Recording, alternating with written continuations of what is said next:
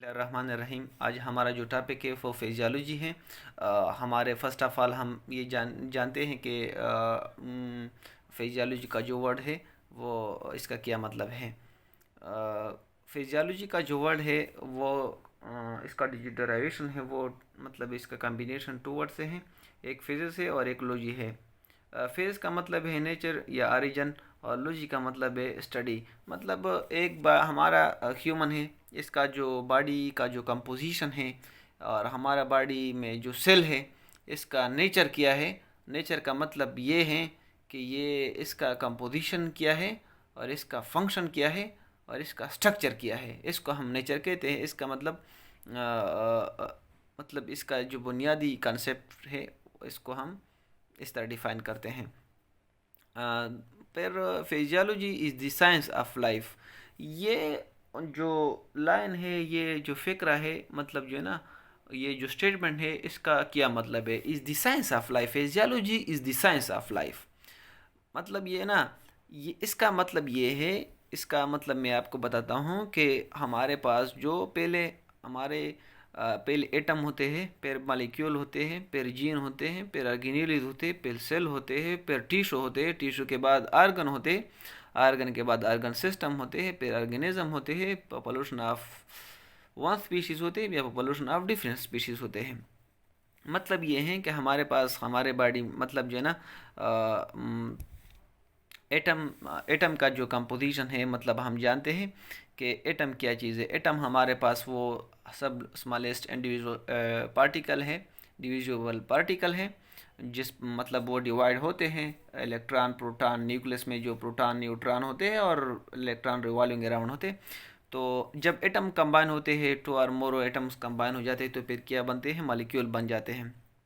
तो फिर मॉलिक्यूल से फिर जीन बन जाते हैं, जीन के बाद ऑर्गेनेलिज बन जाते हैं, ऑर्गेनेलिज के बाद सेल। इस तरह जो ऑर्गेनाइजेशन है from atom to population of different species, इसका जो मतलब जो नेचर है, इसका जो मतलब इस एटम की और इस पॉपुलेशन मतलब ऑफ वन स्पीशीज़ में और डिफरेंट स्पीशीज़ में जो है, इसका जो बॉडी पार्ट्स का जो डिफरेंट रोल है, इसका जो फंक्शन है, इसका जो स्ट्रक्चर है, इसको हम स्टडी करने के मतलब वो स्ट्रक्चर हम एनाटमी में स्टडी करते हैं कि मतलब हमारे बॉडी में जो स्ट्रक्चर होते हैं, मसल होते हैं, बोन्स होते हैं, इसका क्या स्ट्रक्चर है और इसका कंपोजिशन क्या है और ये कहाँ पर मौजूद होते हैं।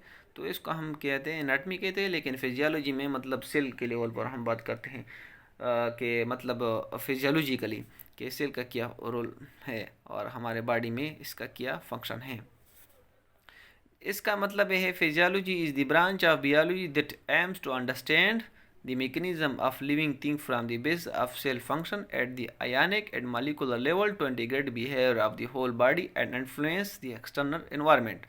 इस मतलब ये एक डिफिनीशन है और दूसरा ये डिफिनीशन है, the branch of biology that deal with the nature normal function of living organism and their parts।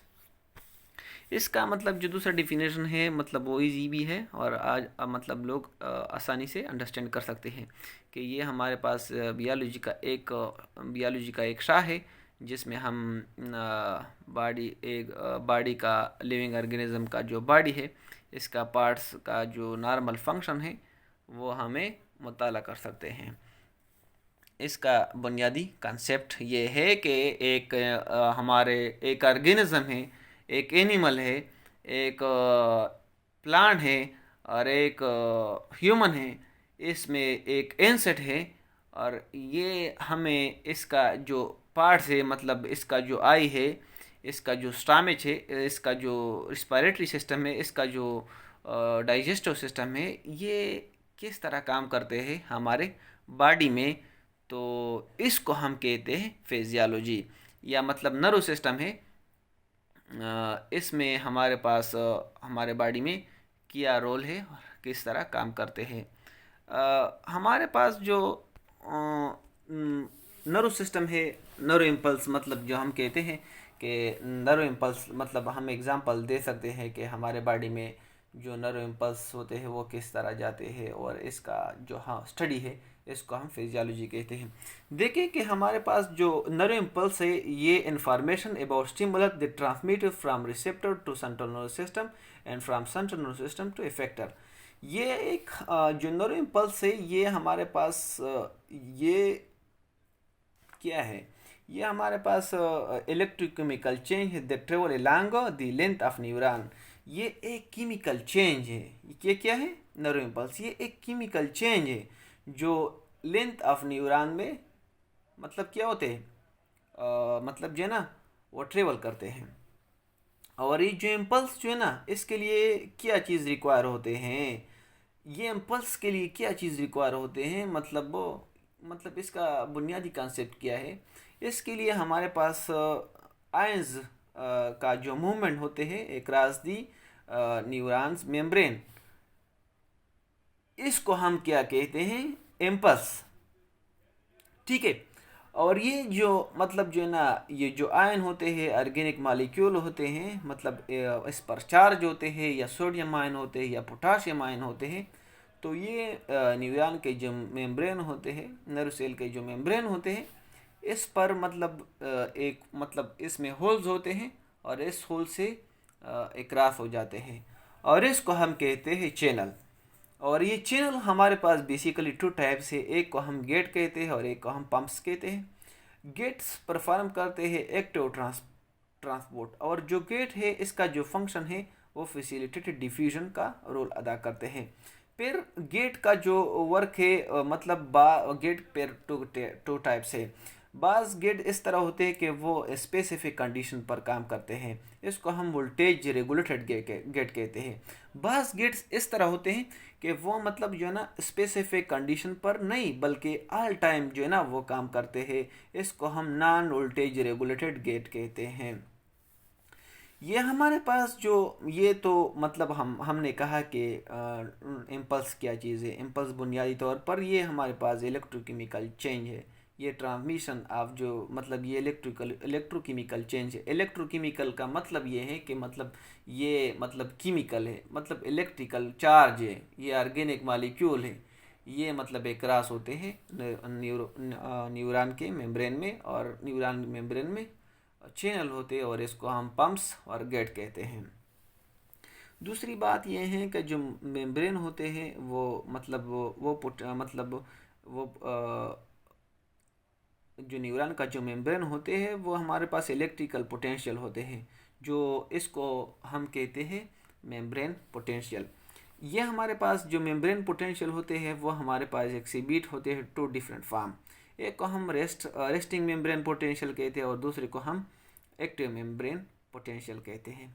Resting membrane potential में और जो एक्टिव मेम्ब्रेन पोटेंशियल में मतलब इसका क्या कंसेप्ट है, इसका क्या मतलब है, ये मतलब मैं मतलब इस एग्जांपल देता हूँ कि हमारे बॉडी में मतलब हम कहते हैं कि फिजियोलॉजी में हम वायरस बॉडी पार्ट्स का जो फंक्शन है वो स्टडी करते हैं। इस एग्जांपल जो रेस्टिंग मेम्ब्रेन पोटेंशियल है मतलब जो है ना वो जो है ना आउटर साइड इज मतलब वो क्या होते हैं, मोर पॉजिटिव होते हैं of neuron membrane then inner surface. In मतलब न्यूरॉन का जो इनर सरफेस है होते हैं वो जो है ना वो हमारे पास आउटर सरफेस का जो मोर पॉजिटिव होते हैं outer surface of neuron membrane in inner surface.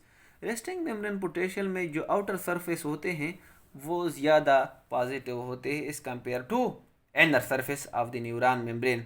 इसको हम रेस्टिंग मेम्ब्रेन पोटेंशियल को हम मतलब इसको हम ये भी कहते हैं कि ये पोलराइज स्टेट है।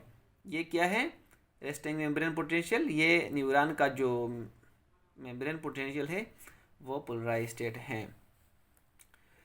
और हमारे पास जो डिस्ट्रीब्यूशन होते हैं एक्टिव मेम्ब्रेन पोटेंशियल में वो इस तरह होते हैं कि मतलब पोटाशियम आयन या अंदर चले जाता है या बाहर चले जाते हैं। मतलब जो मतलब distribution of active membrane active movement of sodium ion potassium ion, मतलब अगर concentration of potassium ion 30 time is greater than inside than the outside is more concentrated to sodium ion. ये मतलब ये कंसेप्ट है।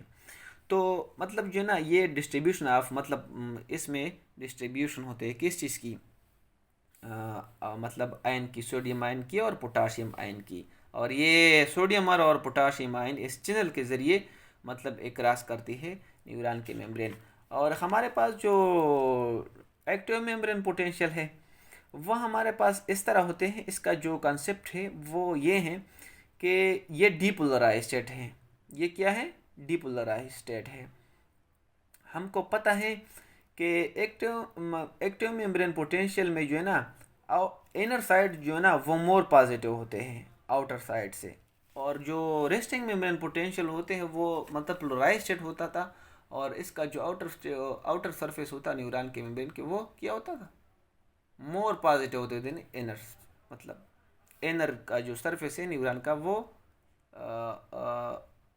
रेस्टिंग मेम्ब्रेन पोटेंशियल में, उधर जो outer surface होते वो मोर पॉजिटिव होता था एज कम्पेयर टू इनर। और जो एक्टिव मेम्ब्रेन में क्या होते कि जो इसका जो इनर सरफेस है मोर पॉजिटिव होते एज कम्पेयर टू इनर। इसका जो बुनियादी काम डिस्ट्रीब्यूशन ऑफ मूवमेंट होते हैं सोडियम आयन और पोटाशियम आयन।